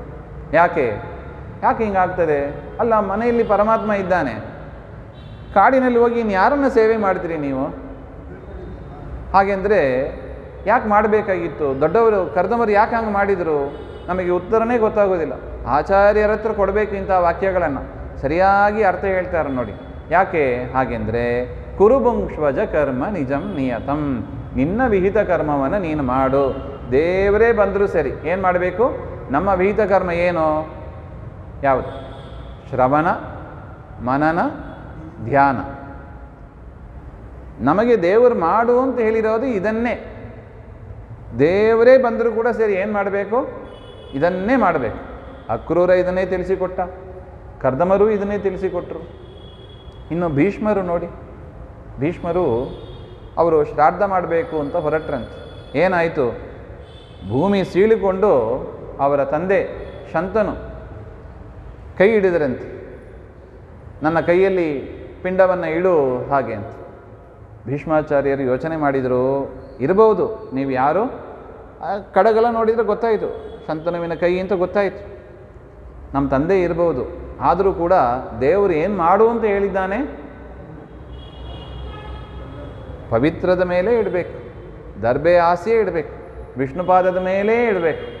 ಅದರಿಂದ ಸ್ವತಃ ನೀವು ಬಂದು ಕೇಳಿದರೂ ಕೂಡ ನಿಮಗೆ ಬೇಕಾದ್ರೆ ಸಪ್ರೇಟಾಗಿ ಅನ್ನಾದಿಗಳನ್ನು ಮಾಡಿ ಹಾಕೋಣ, ನಿಮಗೇನು ಕೊರತೆ ಮಾಡೋದಿಲ್ಲ. ಆದರೆ ಈ ಕರ್ಮ ಹೇಗೆ ಮಾಡಬೇಕು? ದೇವರು ಹೇಗೆ ಹೇಳಿದ್ದಾನೋ ಹಾಗೆ ಮಾಡಬೇಕು. ನಮ್ಮ ಮನಸ್ಸಿಗೆ ಬಂದಂತೆ ನಮ್ಮಪ್ಪ ಕೈ ಚಾಚಿದ್ರು, ಅದರಿಂದ ನಾನು ಇಲ್ಲೇ ಶ್ರಾದ್ದ ಮಾಡಿಬಿಡ್ತೀನಿ, ಹಾಗೆ ಮಾಡಲಿಕ್ಕೆ ಬರೋದಿಲ್ಲ. ಕುರುಬುಂಕ್ಷ್ವಜ ಕರ್ಮ ನಿಜಂ ನಿಯತಂ, ಹಾಗೆ ಅಂತ ಆಚಾರ್ಯರು ಸುಂದರವಾಗಿ ತಿಳಿಸಿಕೊಡ್ತಾ ಇದ್ದಾರೆ. ಈ ರೀತಿಯಾಗಿ ಆ ಅಕ್ರೂರ ಏನು ಮಾಡಿದ? ಸಮಯ ಬಂತು ಅಂತ ಹೇಳಿ ಕೃಷ್ಣ ಪಕ್ಕದಲ್ಲೇ ಇದ್ದರೂ ಕೂಡ ಸಂಧ್ಯಾವಂದನೆ ಮಾಡಲಿಕ್ಕೆ ಹೋದ. ನೋಡಿ, ನಮಗೆ 3 ಹೊತ್ತು ಸಂಧ್ಯಾವಂದನೆ ಮಾಡಿದ್ರೆ ಟೈಮ್ ಇಲ್ಲ ಅಂತ ಹೇಳಿಬಿಡ್ತೀವಿ. ನೋಡಿದರೆ ಪಕ್ಕದಲ್ಲೇ ಕೃಷ್ಣ ಇದ್ದಾನೆ. ನೋಡಿ ಎಷ್ಟು ಒಳ್ಳೆಯ ಪಾಠ ನೋಡಿ, ನಮಗೆ ಬಿಟ್ಟಿಲ್ಲ ನೋಡಿ. ಹಾಗೆ ಸಂಧ್ಯಾವಂದನೆ ಮಾಡಬೇಕು ಅಂತ ಮುಳುಗುತ್ತಾನೆ. ಆ ದಿವಸ ಏನಾಯಿತು? ಪ್ರತಿ ದಿವಸ ಮುಳುಗಿದಾಗಲೂ ಶೇಷನ ದರ್ಶನ ಆಯಿತು. ಅವತ್ತಿನ ದಿವಸ ಅನಂತ ಪದ್ಮನಾಭನ ದರ್ಶನ ಆಯಿತು. ಶೇಷನ ಮೇಲೆ ಮಲಗಿದ್ದ ಶೇಷಶಾಹಿಯ ದರ್ಶನ ಆಯಿತು, ಅನಂತ ಪದ್ಮನಾಭನ ದರ್ಶನ ಆಯಿತು ಅಂತ. ಎಂಥ ಅನುಗ್ರಹ ನೋಡಿ. ಅದನ್ನೇ ಕುಂತಿದೇವಿ ನೆನಪಿಸ್ಕೋತಾ ಇದ್ದಾಳೆ, ಅಸ್ಯ ಕ್ಷೇಮಾಯ. ಸ್ವಾಮಿ, ನೀನು ಅವತಾರ ಮಾಡಿದ್ದು ಸಜ್ಜನರ ಅನುಗ್ರಹ ಮಾಡುವುದಕ್ಕಾಗಿ, ಹಾಗೆ ಅಂತ. ಒಂದು ಸಲ ಏನಾಯಿತು, ಇದೇ ಈ ಸಂದರ್ಭದಲ್ಲೇ ಯಶೋಧಾದೇವಿ ಕಟ್ಟಿ ಹಾಕ್ತಾರೆ. ಕಟ್ಟಿ ಹಾಕಿದಾಗ, ಆ ಒರಳು ಕಲ್ಲಲ್ಲಿ ಕಟ್ಟಿ ಹಾಕಿದಾಗ ಆ 2 ಮರದ ಮಧ್ಯದಲ್ಲಿ ಉರುಳಿಸ್ಕೊಂಡು ಹೋಗ್ತಾನೆ. ಆ 2 ಮರ ಯಾರದು ಹಾಗೆಂದರೆ ನಳಕೂಬರ, ಮಣಿಗ್ರೀವ ಹಾಗೆ ಅಂತ, ಕುಬೇರನ ಮಕ್ಕಳು. ಅವರು ಶಾಪದಿಂದ ಏನಾಗಿದ್ದರು? ಮರವಾಗಿ ಬೆಳೆದಿದ್ರು, ಅರ್ಜುನ ವೃಕ್ಷವಾಗಿ ಬೆಳೆದಿದ್ದರು. ಅವರು ಯಾಕೆ, ಏನು ಶಾಪ ಆಯಿತು ಅಂದರೆ, ನಾರದರು ಅವರು ಕುಬೇರನ ಮಕ್ಕಳು ಎಲ್ಲೋ ನದಿಯಲ್ಲಿ ವಿಹಾರ ಮಾಡ್ತಾ ಇರುವಾಗ ನಾರದರು ಬಂದರಂತೆ. ನಾರದರು ಬಂದಾಗ ಅವರು ಹೆಣ್ಣುಮಕ್ಕಳ ಜೊತೆಗೆ ಇದ್ದರು ಆ ಕುಬೇರನ ಮಕ್ಕಳು. ಹೆಣ್ಣುಮಕ್ಕಳು ನಾಚಿಕೆಯಿಂದ ಹೊಟ್ಟೋದ್ರು. ಇವರು ನೋಡಿದರೆ ನಳಕೂಬರ ಮಣಿಗ್ರೀವ ಬಟ್ಟೆ ಇಲ್ಲದೆ ಸ್ನಾನ ಮಾಡಿ ನಾರದರ ಮುಂದೆ ದಿಗಂಬರರಾಗಿ ನಿಂತರಂತೆ. ಇದು ನೋಡಿ ಶಾಪ ಕೊಟ್ಟರು. ನೋಡಿ, ಇದನ್ನೇ ಶಿಸ್ತು ಅಂತ ಹೇಳೋದು. ಏನು? ಡಿಸಿಪ್ಲಿನ್. ದೊಡ್ಡವರ ಮುಂದೆ ಹೇಗೆ ನಡ್ಕೋಬೇಕು ಎಂಬ ಒಂದು ಶಿಸ್ತು, ಡಿಸಿಪ್ಲಿನ್ ನಮಗೆ ಗೊತ್ತಿಲ್ಲ. ಅಂಥವ್ರಲ್ಲೇ ಎಲ್ಲಿ ಬರಬೇಕು? ಭೂಮಿಗೆ ಬರಬೇಕು. ಹೋಗು ಭೂಮಿಗೆ ಹಾಗೆ ಅಂತ ಶಾಪವನ್ನೇ ಕೊಟ್ಟರು ನಾರದರು. ಅವರು ತಪ್ಪಾಯಿತು ಅಂತ ಪ್ರಾರ್ಥನೆ ಮಾಡ್ತಾರೆ. ಆಗ ಅವರಿಗೆ ಮೋಚನೆಯನ್ನು ಕೊಡ್ತಾರೆ, ಶಾಪ ವಿಮುಕ್ತಿಯನ್ನು ಕೊಡ್ತಾರೆ. ಕೃಷ್ಣ ಬಂದು ನಿಮ್ಮನ್ನು ಅನುಗ್ರಹ ಮಾಡ್ತಾನೆ, ಆಗ ನಿಮಗೆ ಮೋಚನೆ ಆಗ್ತದೆ ಅಂತ ಹೇಳಿದಾಗ ನೋಡಿ, ಅಸ್ಯ ಕ್ಷೇಮಾಯ. ಈ ನಳಕೂಬರ ಮಣಿಗ್ರೀವರು ತಾವು ಬರಬೇಕು, ಇಲ್ಲದಿದ್ದರೆ ಅವರು ಎಷ್ಟು ವರ್ಷ ಮರವಾಗಿರಬೇಕು ಅವರು ಪಾಪ. ಅವರಿಗೆ ಶಾಪ ಮೋಚನ ಆಗಬೇಕು ಅಂತ ಪರಮಾತ್ಮ ಒರಳು ಕಲ್ಲನ್ನು ಎಳ್ಕೊಂಡು ಹೋಗಿ ಅದರ ಮಧ್ಯದಲ್ಲಿ ಮರವನ್ನು ಬೀಳಿಸಿ, ದೊಡ್ಡ ಅರ್ಜುನ ವೃಕ್ಷ ಅಂತೆ, ಆ ಅರ್ಜುನ ವೃಕ್ಷ ರೂಪದಲ್ಲಿ ಇದ್ದರು, ಅದನ್ನು ಬೀಳಿಸಿದ ಹಾಗೆ ಅಂತ ವಾದಿರಾಜ ಸ್ವಾಮಿಗಳು ಸೊಗಸಾಗಿ ಹೇಳ್ತಾರೆ. ಯಾಕೆ ಈ ಅರ್ಜುನ ವೃಕ್ಷಗಳನ್ನು ಬೀಳಿಸಿದ ಹಾಗೆ ಅಂದರೆ, ಅರ್ಜುನ ಎಂಬ ಹೆಸರು ಇವರಿಗೂ ಇದ್ದು ಬಿಟ್ಟರೆ ಮುಂದೆ ತನ್ನ ಭಕ್ತ ಭೀಮನ ತಮ್ಮ ಅರ್ಜುನ ಅಂತ ಒಬ್ಬ ಬರ್ತಾನೆ, ಅದರಿಂದ ಜನರಿಗೆ ಕನ್ಫ್ಯೂಸ್ ಆಗ್ಬೋದು. ಅರ್ಜುನ ಕೃಷ್ಣನ ಭಕ್ತ ಹಾಗೆಂದರೆ ಯಾರು? ನಲಕೂಬರ ಮಣಿಗಿರಿಯವರು ಅಂತ ಒಂದು ಸಂಶಯ ಬರ್ಬೋದು. ಆ ಸಂಶಯಗಳ ಸ್ಥಾನವೇ ಕೊಡಬಾರದು ಅಂತ ಹೇಳಿ ಅರ್ಜುನ ವೃಕ್ಷಗಳನ್ನು ಮೊದಲೇ ಬೀಳಿಸಿಬಿಟ್ಟ ಅಂತ ಕೃಷ್ಣ. ಸೊ ಈಗ ಅರ್ಜುನ ಅಂದರೆ ಯಾರಾದರೂ ಒಬ್ಬರೇ ಆದರೂ, ಯಾರು? ಭೀಮನ ತಮ್ಮ.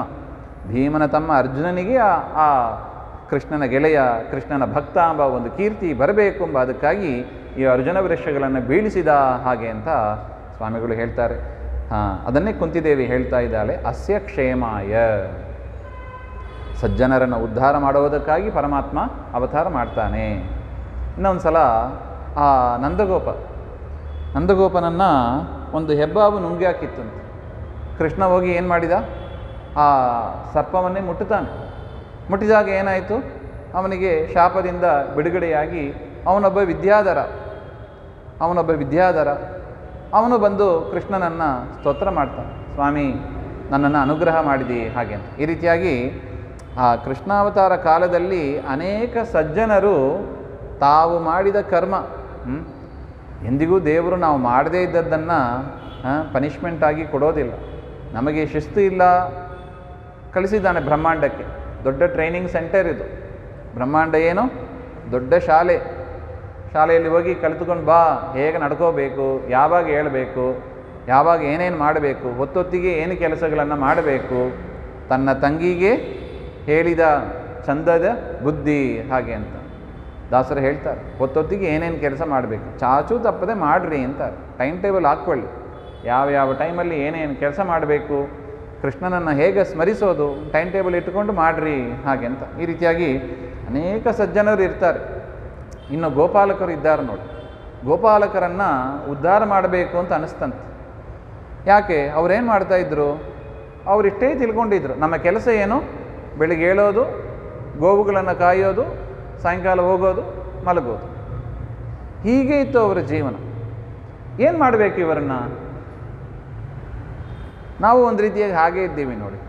ಬೆಳಿಗ್ಗೆ ಹೋಗೋದು, ಆಫೀಸಿಗೆ ಹೋಗೋದು, ಸಾಯಂಕಾಲ ಬರೋದು, ಊಟ ಮಾಡಿ ಮಲಗೋದು ಅಲ್ವಾ? ಇದೇ ನಮ್ಮದು ಜೀವನ ಅಂತ ತಿಳ್ಕೊಂಡಿದ್ದೀವಿ. ಕೃಷ್ಣ ಹೇಳಿದನಂತೆ ಗೋಪಾಲರನ್ನು ಕರೆಸಿ, ನೋಡಿ ಈ ರೀತಿಯಾಗಿ ನೀವು ಬದುಕಬಾರ್ದು. ಅದರರ್ಥ ನಿಮ್ಮ ಗೋಪಾಲರ ವೃತ್ತಿ ಬಿಡು ಅಂತ ನಾನು ಹೇಳ್ತಾ ಇಲ್ಲ. ಅಲ್ಲಿ ತೋರಿಸಿದ, ನೋಡಿ ವೈಕುಂಠ ಲೋಕ ಇದೆ ನೋಡಿ, ಕಾಣಿಸ್ತಾ ಇದೆಯಾ ಹಾಗೆ ಅಂತ ಕೇಳಿದಂತೆ. ಅಂದರೆ ಕೃಷ್ಣ ಏನು ಮಾಡಿದ? ಎಲ್ಲರಿಗೂ ಕೂಡ ದಿವ್ಯ ಚಕ್ಷುಸ್ಸನ್ನು ಕೊಟ್ಟು ವೈಕುಂಠ ಲೋಕದ ದರ್ಶನ ಆಗುವಂತೆ ಮಾಡಿ, ನೋಡಿ ಅಲ್ಲಿ ವೈಕುಂಠ ಲೋಕ ಇದೆ, ಅಲ್ಲಿ ಹೋಗೋದಕ್ಕೆ ಏನು ಮಾಡಬೇಕು?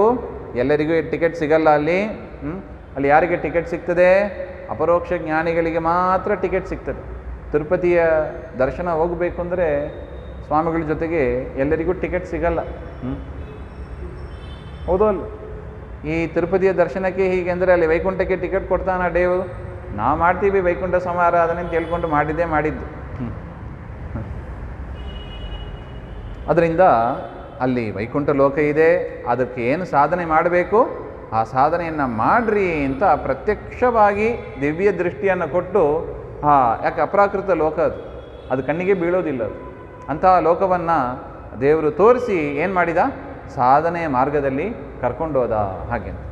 ನಾವು ಜಗಳಾಡ್ಬೋದು ನೋಡಿ, ನಿಮ್ಮ ಕೃಷ್ಣ ಏನು ಮಾಡಿದ?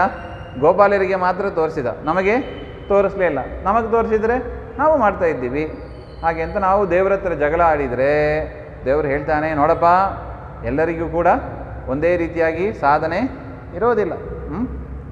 ನಿಮಗೆ ಏನು ಮಾಡಿದ್ದೀನಿ? ನಿಮಗೆ ಬೇಕಾದ ಗುರುಗಳನ್ನು ಕೊಟ್ಟಿದ್ದೀನಿ. ಯಾರು? ಪುರಂದರದಾಸರು, ಶ್ರೀಮನ್ ಮಧ್ವಾಚಾರ್ಯರಿಂದ ಶುರು ಮಾಡಬೇಕು. ಶ್ರೀಮನ್ ಮಧ್ವಾಚಾರ್ಯರನ್ನು ಕೊಟ್ಟಿದ್ದೀನಿ. ವೈಕುಂಠ ಲೋಕವನ್ನು ನೋಡಿದವರು ಅವರು. ಹೌದಾ? ವೈಕುಂಠ ಲೋಕ ನೋಡಿದ್ದಾರ ಅವರು? ಎಲ್ಲಿದೆ ಹಾಗೆಂದರೆ ಮತ್ತು ಶ್ರೀನಿವಾಸ ಕಲ್ಯಾಣದಲ್ಲೇ ಬರ್ತದೆ ನೋಡಿ. ಅರ್ಜೆಂಟಾಗಿ ಹೋದ್ರಂತೆ ಶ್ರೀನಿವಾಸನ ನೋಡಬೇಕು ಹಾಗೆ. ಶೇಷದೇವರು ಬಿಟ್ಟಿಲ್ಲ. ಅದರಿಂದ ಬಲ ಪರೀಕ್ಷೆ ಆಯಿತು. ಶೇಷಾಚಲವಾಗಿ ತಿರುಪತಿಗೆ ಬಂದರು ಹಾಗೆ ಅಂತ ನಾವು ಕಥೆಯನ್ನು ಕೇಳ್ತೀವಿ. ವೈಕುಂಠ ಲೋಕ ನೋಡಿ ಬಂದ ಗುರುಗಳು ಯಾರು? ಮಧ್ವಾಚಾರ್ಯರು. ಎಷ್ಟು ಹೆಮ್ಮೆಯಿಂದ ಹೇಳ್ಕೋಬೋದು ನೋಡಿ ನಾವು. ನಮ್ಮ ಗುರುಗಳು ವೇದ ಪ್ರತಿಪಾದ್ಯ ಆಚಾರ್ಯರು. ವೇದಗಳು ಕೊಂಡಾಡ್ತಾ ಇದೆ. ಬಳಿತ ಸೂಕ್ತ, ಉಪಮಾನ ಸೂಕ್ತ, ಅನೇಕ ಉಪನಿಷತ್ತುಗಳು ಎಲ್ಲವೂ ಕೂಡ ಆಚಾರ್ಯರನ್ನು ಕೊಂಡಾಡ್ತಾ ಇದೆ. ವಾಯುದೇವರ ಮಹಿಮೆಯನ್ನು ಕೊಂಡಾಡ್ತಾ ಇದೆ. ಅಂಥ ವೇದ ಪ್ರತಿಪಾದ್ಯ ಆಚಾರ್ಯರು ನಮ್ಮ ಆಚಾರ್ಯರು ಅಂತ ಹೆಮ್ಮೆಯಿಂದ ನಾವು ಹೇಳ್ಕೋಬೇಕು.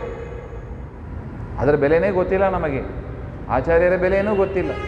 ಓದಬಾರ್ದನ್ನು ಓದಿ ಮಾಧ್ವರು ಅಂತ ಹೇಳಿ, ಬ್ರಾಹ್ಮಣ ಮಾಧ್ವರು ಅಂತ ಹೇಳಿ ತಿರುಗಾಡ್ತಾ ಇದ್ದೀವಿ. ಹಂಗಾಗಬಾರ್ದು ಅಂತಾರೆ ನೋಡಿ. ಅಸ್ಯ ಕ್ಷೇಮಾಯ, ಸಜ್ಜನರ ಕ್ಷೇಮಕ್ಕಾಗಿಯೇ ಪರಮಾತ್ಮ ಏನು ಮಾಡಿದ? ಆಚಾರ್ಯರನ್ನು ಕಳಿಸಿಕೊಟ್ಟ. ತಾನು ಕೂಡ ಉಡುಪಿಯಲ್ಲೇ ಬಂದು ನಿಂತ. ಅಸ್ಯ ಕ್ಷೇಮಾಯ. ಕೃಷ್ಣ ಅವತಾರಣೆ ಮಾಡದೆ ಹೋಗಿದ್ದರೆ ಉಡುಪಿಯಲ್ಲಿ ಕೃಷ್ಣ ಬರಲಿಕ್ಕೆ ಆಗ್ತಾ ಇತ್ತಾ? ಇಲ್ಲ. ಆ ರುಕ್ಮಿಣಿ ದೇವಿ ಆ ಕೃಷ್ಣನ ರೂಪವನ್ನು ನೋಡಿ ತನಗೆ ಒಂದು ಪ್ರತಿಮೆ ಬೇಕು, ಬಾಲರೂಪದ ಪ್ರತಿಮೆ ಬೇಕು ಅಂತ ಕೇಳಿದ್ದಕ್ಕೆ ವಿಶ್ವಕರ್ಮ ಮಾಡಿ ಪ್ರತಿಷ್ಠಾಪನೆ ಮಾಡಿದ ರೂಪ ಅದು ದ್ವಾರಕೆಯಲ್ಲಿ. ಮತ್ತು ಉಡುಪಿಗೆ ಯಾಕೆ ಬಂದ ಹಾಗೆಂದರೆ ಯಾಕೆ ಬಂದ? ಮಧ್ವಾಚಾರ್ಯರು ವಾಯುದೇವರು ಅಂದರೆ ಅತೀ ಪ್ರಿಯ. ಹೇಗೆ ಮಮ ಪ್ರಾಣಾಹಿ ಪಾಂಡವಾಹ ಅಂತ, ಪಾಂಡವರಲ್ಲಿ ಒಬ್ಬರು ಭೀಮಸೇನ ದೇವರು. ಆ ಭೀಮಸೇನ ದೇವರೇ ಶ್ರೀಮನ್ ಮಧ್ವಾಚಾರ್ಯರು. ಅದರಿಂದ ಮಧ್ವಾಚಾರ್ಯರನ್ನು ಹುಡುಕೊಂಡು ಕೃಷ್ಣ ಬಂದ ಉಡುಪಿ ದ್ವಾರಕಾದಿಂದ ಹಾಗೆ ಅಂತ ಬಂದು ನೆಲೆಸಿದ್ದ ಹಾಗೆ ಅಂತ ಸುಮಧ್ವ ವಿಜಯದಲ್ಲಿ ಹೇಳ್ತಾರೆ. ಸಿದ್ಧಿ ವಿಘ್ನ ಮುಖ ದೋಷ ಭೇಷಜಂ ಹಾಗೆ ಅಂತ. ಅದರಿಂದ ನಮಗೆ ಕೃಷ್ಣ ಇದ್ದಾನೆ, ಕೃಷ್ಣನ ಅನುಭವ ನಮಗಾಗಬೇಕು ಹಾಗೆಂದರೆ ನಾವೇನು ಮಾಡಬೇಕು? ಉಡುಪಿಗೆ ಹೋಗಬೇಕು. ಉಡುಪಿಗೆ ಹೋಗಿ ಉಡುಪಿಗೆ ಯಾತ್ರೆ ಮಾಡಿ ಅವರ ಚರಿತ್ರೆ ನೋಡಿ. ಆ ರಾಘವೇಂದ್ರ ಸ್ವಾಮಿಗಳು, ವ್ಯಾಸರಾಜರು, ಅದು ಎಷ್ಟು ವರ್ಷಗಳು ಉಡುಪಿಯಲ್ಲಿ ಇದ್ದರೂ ಗೊತ್ತಿಲ್ಲ, ಅನೇಕ ಗ್ರಂಥಗಳನ್ನು ರಚನೆ ಮಾಡ್ತಾ ಇರ್ತಾರೆ.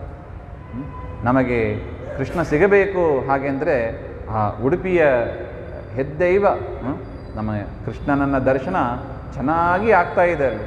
ಅದರಿಂದ ವಿಜಯದಾಸರು ಹೇಳ್ತಾರೆ ನೋಡಿ, ಸಕಲ ಕಾಲದಿ ಮಾಡಿದ ಕರ್ಮವ, ಸಕಲ ಕಾಲದಿ ಮಾಡಿದ ಕರ್ಮವ ಭಕುತಿಯಿಂದಲಿ ಬಂದು ಅರ್ಪಿತವೆನ್ನಿ ಉಡುಪಿಲಿ ಅಂತ.